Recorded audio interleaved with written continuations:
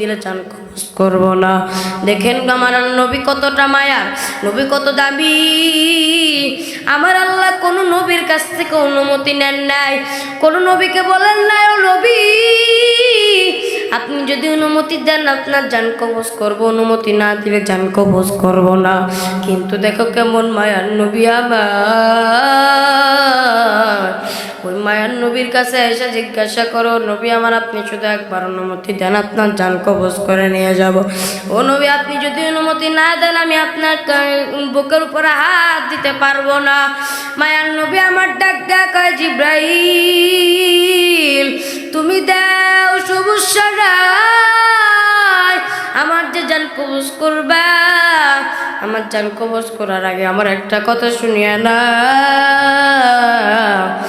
আমার জান কবজ করার আগে একবার আমার আল্লাহর কাছে আমার একটা শর্ত দিয়ে আসো।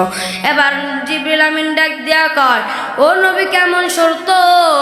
নবী আমার ডাক দিয়া কয়, ও আজরাইল ও মালাকুল মাউত তুমি আমার জান কবজ করো, কোনো সমস্যা নাই, কিন্তু আমি নবী যখন মারা যাব, আমি নবীর যে উম্মতগুলো আছে, আমি নবীর অনেক উম্মত আছে, আমি নবীর উম্মতিদেরকে কে দেখবে?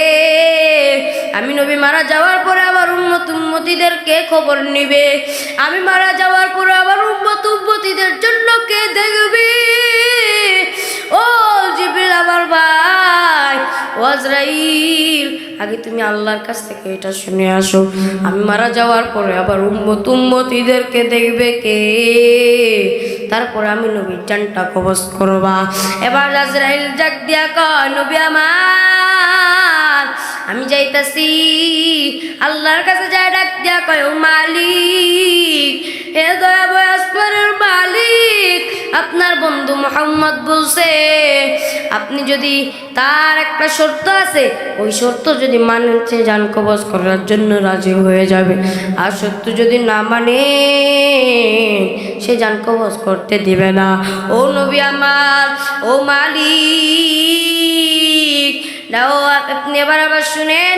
মালিক এবার ডাক দিয়া কয়, ও যে আজরাইল তুমি এবার বলো কি শর্ত বলছে আমার বন্ধু?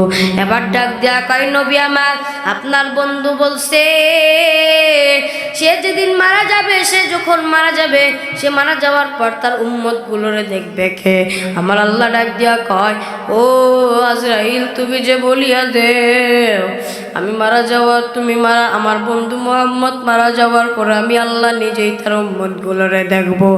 ও নবীর উম্মতরা আসে কিন্তু আমার আল্লাহ এই কথাটা ইউসুফ নবীকে বলে নাই, মুসা নবীকে বলে নাই, ইউনুস নবীকে বলে নাই, ঈসা নবীকে বলে নাই, ইব্রাহিম নবীকে বলে নাই, ইসমাইল নবীকে বলে নাই।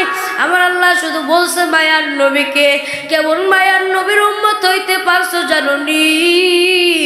যেই মায়ার নবী কান্না করলে পশু পাখিও পর্যন্ত কান্না করতো। মায়ার নবীর কান্না দেখলে আসমান সহ্য করতে পারতো না, আসমান ডাকাডাকি শুরু করিয়া দিত। জমিন সহ্য করতে পারতো না, জমিন কাঁপাকাঁপি শুরু করিয়া দিত। আমার নবীর কান্না দেখলে আমার আল্লাহ পর্যন্ত কাঁদতো।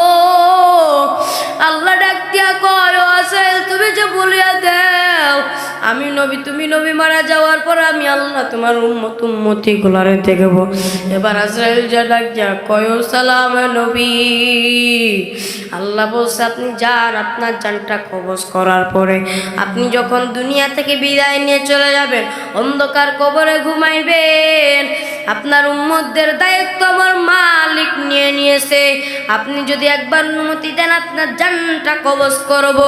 এবার নবী আমার ডাক দেয়া কয়, ও আজরাইল আমার মনটা শান্ত হয়ে গেছে, আমি যখন মারা যাব আমার উম্মতগুলোর যেন আমার আল্লাহ দেখে রাখে।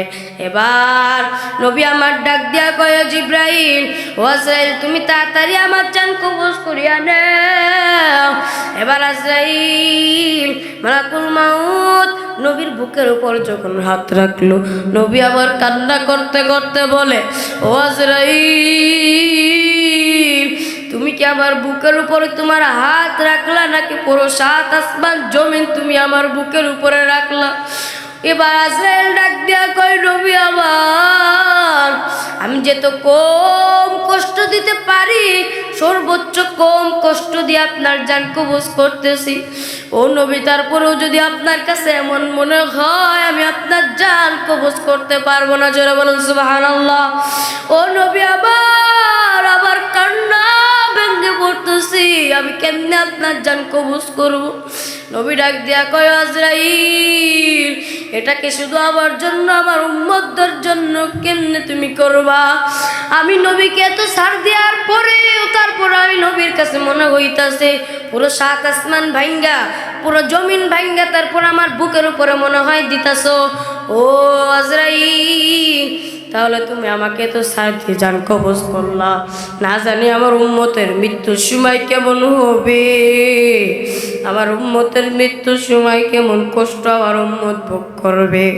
ও নবীর উম্মতের আশিকের দল, মায়ার নবী আমার এখনো বসে কান্না করে রওজা মুবারকের ভিতরে। মায়ার নবী আমার ডাক দেয়া কয়, মুমিন, এই জন্য এখনো সময় আছে। ও নবীর উম্মতের আশিকের দল, ওই নবীর আশিক যদি হতে পারো, ওই নবীর উম্মত যদি হতে চাও, ওই নবীর সুন্নত মানা লাগবে। ও নবীর উম্মতের আশিকের দল, আজকে তুমি আমি কেমন হয়ে গেলাম, বর্তমান বাংলাদেশে কেমন যুগ।